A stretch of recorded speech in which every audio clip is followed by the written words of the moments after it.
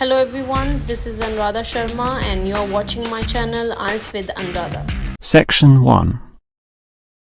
You will hear a young student, Andrew, ringing an employment agency inquiring about their services. First, you have some time to look at questions 1 to 7.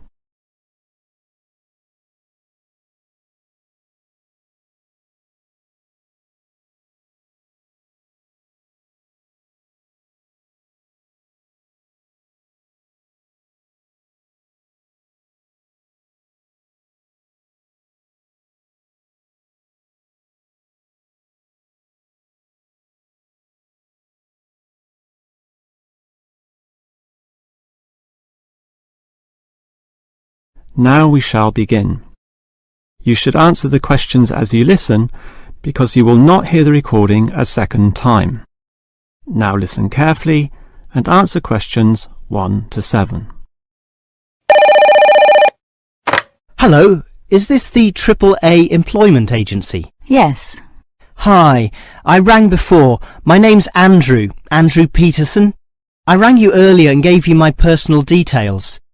If you remember, I'm that student looking for work during the summer holidays. Oh, sure. Actually, I have your file right here. But we still need to add some further information. Yeah, that's what they told me, and that's why I'm ringing. What do you need to know? Well, we have to know your main level of education. It's a degree, I suppose. Yes, but I'm still doing it in engineering. It's quite interesting. Some of my friends are studying computing, though, so I'm interested in that also. Well, I'll just write in your main degree subject, engineering. We usually have a demand in computing, though. Have you worked with computers before? No, I just do some programming for fun at the university, but I almost got a job as a computer designer once. Actually, the only job I've ever had was as a car salesman, believe it or not. Well, at least you've had experience dealing with customers. What about hobbies, though? Sometimes they can help develop useful skills.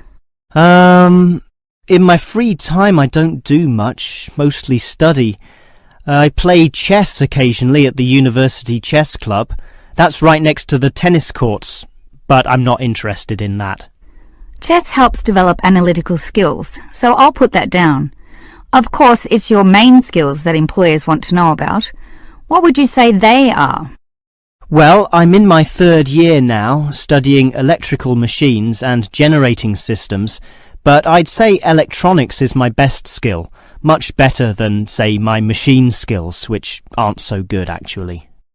Okay, machine skills are in demand, but so too are electronic ones, so we might be able to find you a part-time job in that field. But what sort of money do you expect to get? Oh, anything, really. I'd want the standard payment, let's say. What's normal? 1,000 a month? 1,500? I'll just put $1,200, okay? That's fine by me. When can you start? Say, within 2 days? Easily. Actually, less. In fact, just give me a ring and I'll be able to start immediately. Although I admit it'll take me a few days to get used to getting up early in the morning. Okay, that's just about it. Unless you'd like to add anything else which may help with your application? Not really. I ride a motorbike, but that's unimportant. I'm friendly, but every applicant claims that, right? I can speak another language.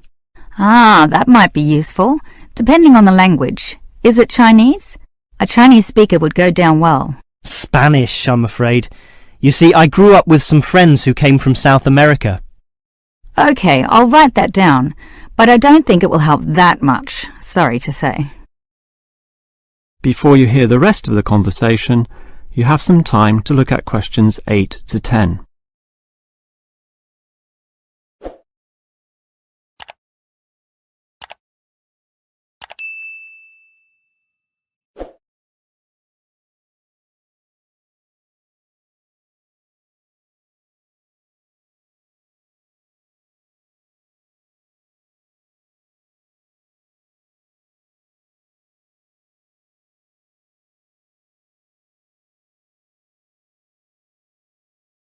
Now listen and answer questions 8 to 10. Well, thanks for your help, and hopefully I'll get a job soon. But can I just ask one more question? Sure. What basically are employers looking for when they interview someone? Many things. Being hardworking, diligent and focused on your job is good, but surprisingly it often means you can't see the bigger picture or provide suggestions which help the company move forward. That requires thinking for yourself, outside the box as they say, and being free of the standard ways of approaching tasks. Employers certainly value that. I guess experience must help though.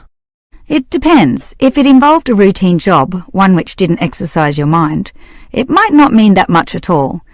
But since companies are basically composed of people, it is important to be able to get along with others. There's no point in hiring someone whom the other employees don't like, right? That just causes problems. In fact, I would say that being friendly and approachable ranks far more highly than your academic qualifications. Okay, and that's all assessed at the interview, right?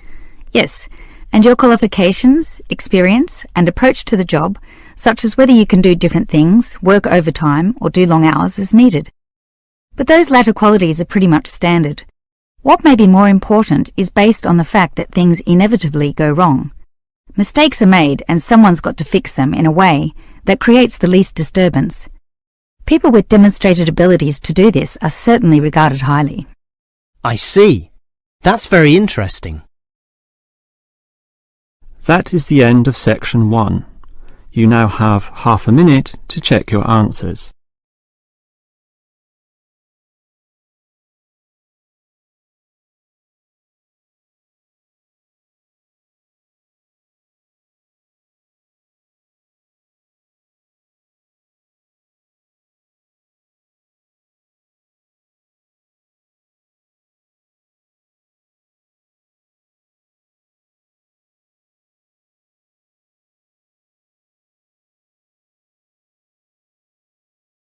Now turn to section 2.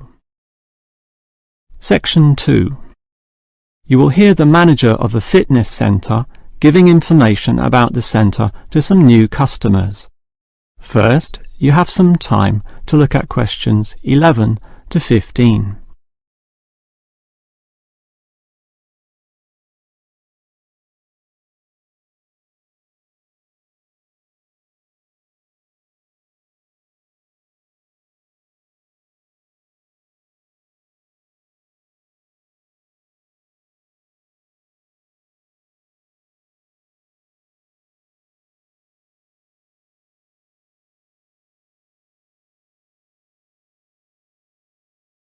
Now listen carefully and answer questions 11 to 15.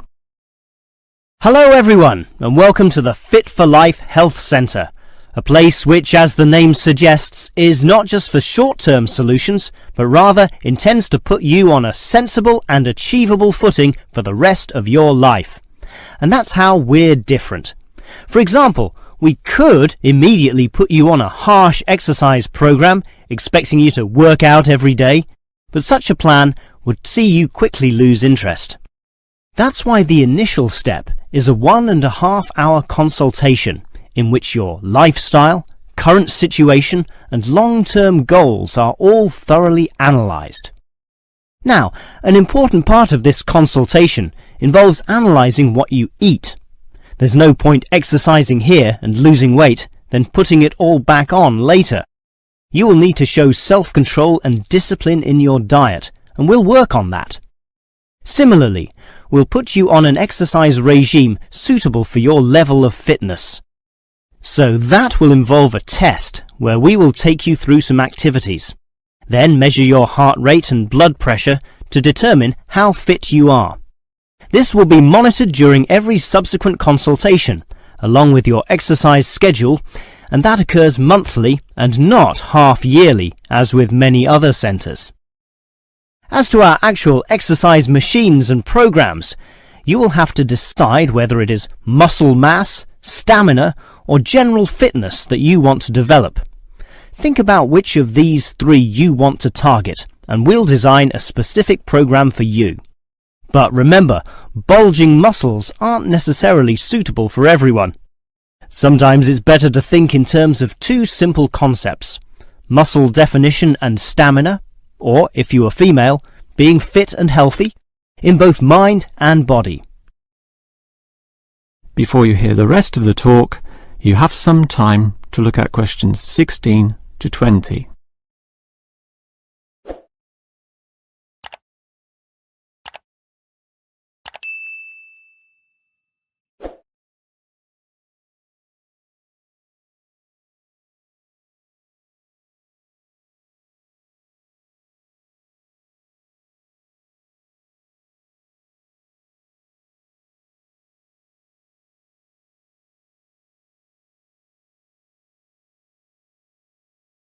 Now listen and answer questions 16 to 20.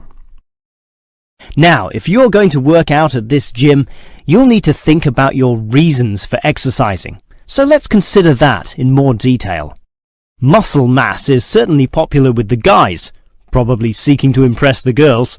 And with muscles comes the confidence to do that, right? Well, for that, you'll need our high-stress weight units, where pumping iron is all the rage. Moving on to other benefits, one of the main ones is beating the tension of life, right? And the longer the exercise is, the greater the rewards in this respect. Thus, playing squash can certainly help, and so can swimming. But what's much better, as every jogger will tell you, is their activity. So we have ample jogging machines and they're always popular. They can provide good fitness too, as can the yoga classes. However, again, let's not forget playing squash, which I would say is the optimum way to improve your general well-being. Such an active, energetic game, plus the competitive element, drives you forward into high levels of health and fitness. These, of course, are the ultimate purposes of being here, but remember, the centre is full of like-minded people, all of whom are interesting to meet and valuable sources of information. The yoga classes have a pre- and post-meeting session, so you'll certainly meet others there, although they'll all be yoga enthusiasts, which limits the range somewhat. But whether doing yoga, swimming or exercising, everyone showers, right? So those facilities are where you'll hear all sorts of interesting conversations and really get to know people. Not like the front desk area, which is mostly empty as patrons go immediately inside to do their exercise. Of course, the front desk can answer all your questions and has information brochures and such like, but for knowing more about a greater variety of subjects and community concerns, look at the notice board in the yoga studio, where there's a huge array of papers, leaflets and articles, all for you to read and consider. That is the end of section 2. You now have half a minute to check your answers.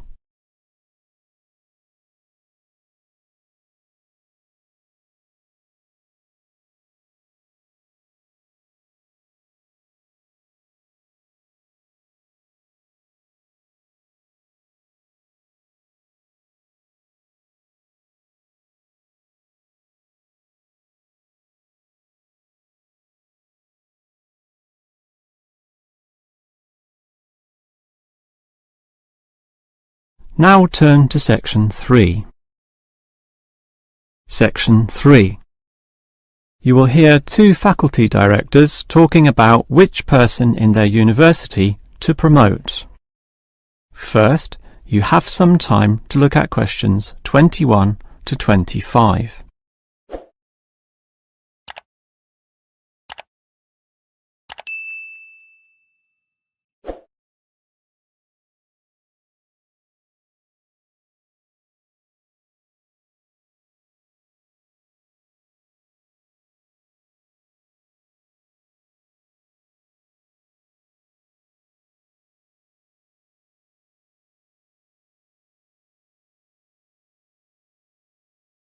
Now listen carefully and answer questions 21 to 25.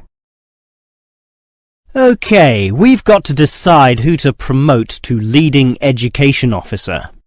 Someone from the arts faculty, I suppose. Well, it can be from any faculty, since the position requires more general skills. Handling personnel, settling disputes and motivating them to focus on the task. It was the last position which involved computer knowledge, not this one. Surely computer knowledge would help, So too would knowledge in the arts. Sure, it would help, but the key criterion is being able to direct the staff appropriately. So it doesn't matter then from which faculty we select our candidates? Not really, but I've already looked at those from computing and rejected them all. Why? They're all too new, lacking in sufficient experience, whereas these ones from the business faculty are long-timers, so we'll take someone from there. I suppose you're right. The arts faculty doesn't present much in the way of suitable candidates either. But we'll still have to train the person, teach the ropes, as they say, and he or she will have to expect to do overtime as needed.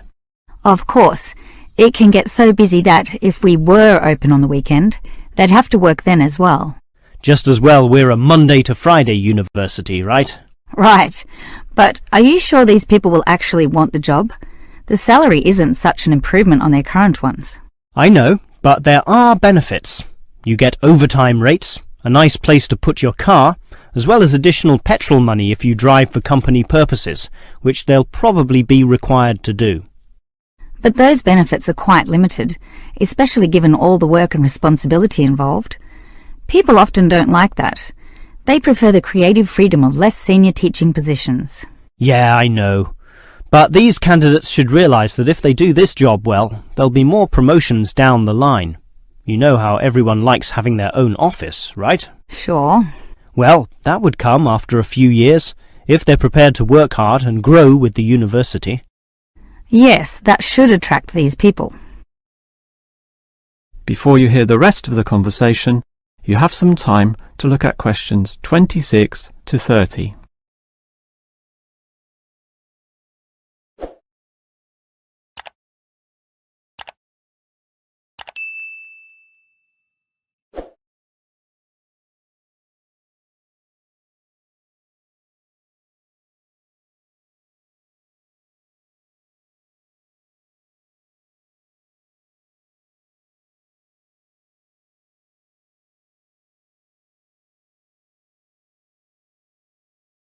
Now listen and answer questions 26 to 30.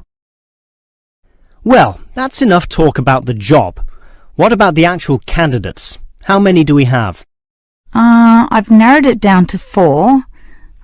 Just using their first names, that's Stephen, Abdul, Lek and Oscar. As you said, there's quite a bit of experience between them, about 34 years in all. What's the exact breakdown of figures? Abdul and Stephen both have 7 years. Lek has 1 more, and Oscar is the most experienced at 12. But who's the most qualified? Stephen and Abdul have an MBA. Oh, sorry, Abdul's got something called a MBP, some foreign thing which translates as Master of Business Practice. I'm not sure what that is, but does he do the job well? Very well, apparently. Better than Lek and Oscar, who hold a degree and some certificates respectively. But we have to think about any drawbacks. You know, possible issues with any of them. I asked the respective deans for feedback, and I found out that Stephen, the younger one, drinks a bit. So he has a problem with alcohol? No, he never drinks to excess, but at the bar he's often expressed his intention of moving on, of teaching abroad. Ah, he's not stable. Not stable at all, apparently. We'll never know for how long he'll hold the job.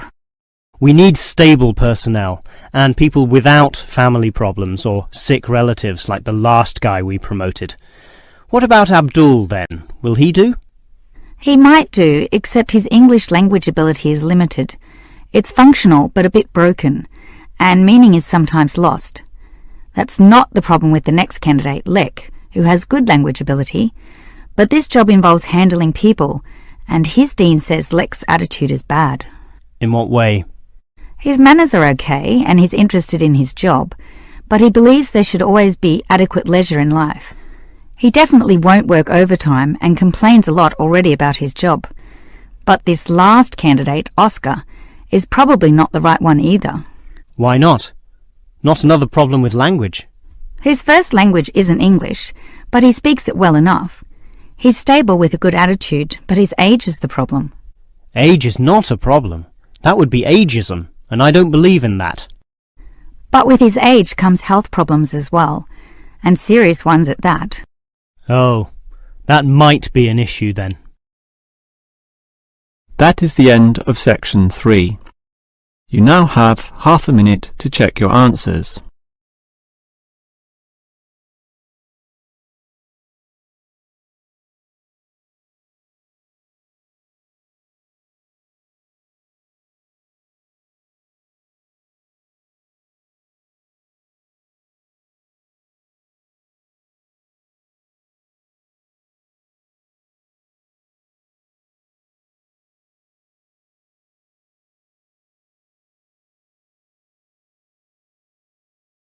Now turn to section 4. Section 4. You will hear a lecturer talking about caves. First, you have some time to look at questions 31 to 33.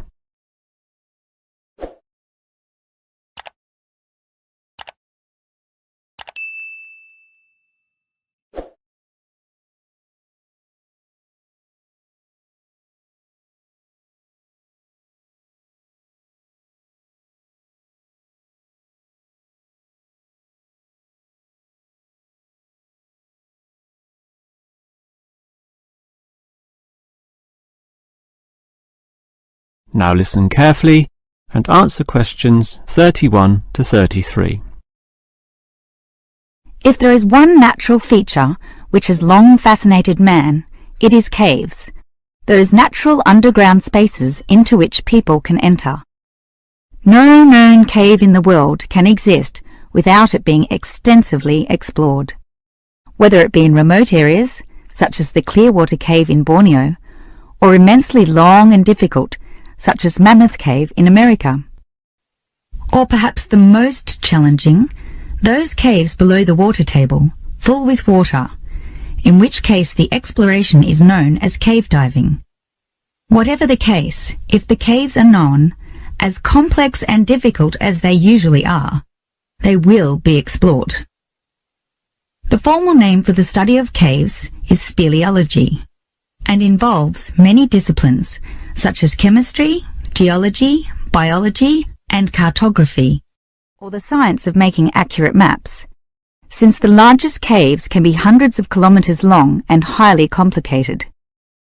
If the exploration is just for fun, the activity is known as caving. But with the difficulties and dangers involved, the average caver is often involved with one of these speleological sciences. As for the number of caves in the world, research suggests that only a fraction have been found and documented, mostly in the areas in which caving has long been a popular activity, such as in America, France, or Australia. China, for example, has huge areas of limestone bedrock, prime material for cave formation, and logically must contain among the largest number of caves in the world. Yet only few are documented due to the lack of interest in caving there. Thus, as exploration continues, new caves will be discovered, and it is likely that the numbers could radically change in the future. Before you hear the rest of the lecture, you have some time to look at questions 34 to 40.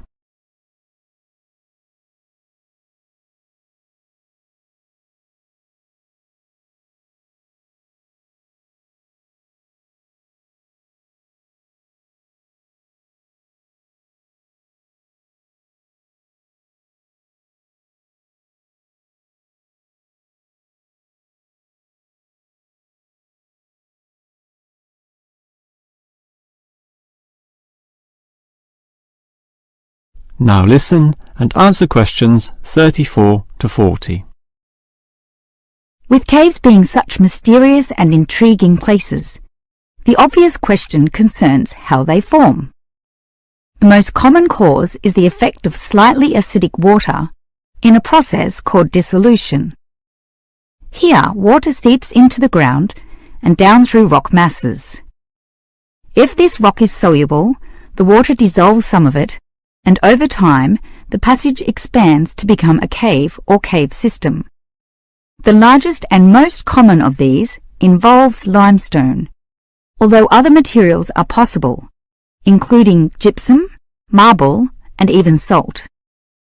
Now, if the cave is formed at the same time as the rock, It is called a primary cave, and the most common of these are lava tubes. When lava from volcanoes flows downhill, the topmost surface cools and solidifies first, leaving the hotter lava to continue to flow beneath. If most of this eventually flows out, a hollow tube is left. The country, Iceland, has some excellent caves of this type, and even far-flung Australia has a few. Finally, there are sea caves, formed from waves pounding into coastal cliffs and eroding into fault lines or softer rock. These caves are usually the shortest, about 50 metres at most, since the erosive action of the waves can only reach a certain distance. However, it is limestone caves which will always be the most interesting. This is due to the presence of limestone formations. As the groundwater seeps downward through the ceiling of the caves, it encounters a different pressure and temperature, causing it to deposit a small amount of its dissolved calcium carbonate. Over time, through the action of millions of drops, this deposition process results in ever-growing masses known as stalactites, if hanging from the ceiling, or stalagmites if growing from the floor. Alternatively, the water may flow over a large surface of rock, forming flowstone, and with other sorts of processes can result in beautiful milky white formations of astonishing complexity. One of the best examples of this, as well as of what surprising discoveries may yet await, is the Lechuguilla Cave in New Mexico. In the 1950s, some cavers heard the sound of wind underneath some large boulders on the cave floor, a clear sign of a deeper passageway. It took until 1984 for a group of cavers to gain permission to start digging, and 2 years later, in 1986, they broke through into a walkable passageway, unlocking one of the longest cave systems in the world, the deepest in America, and some of the most beautiful formations ever found. Unusually, many of these were yellow with sulfur, suggesting that the caves were a result of hydrogen sulfide from nearby oil deposits.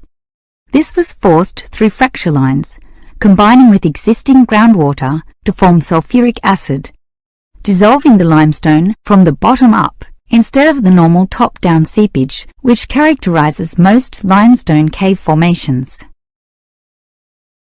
That is the end of section 4. You now have half a minute to check your answers.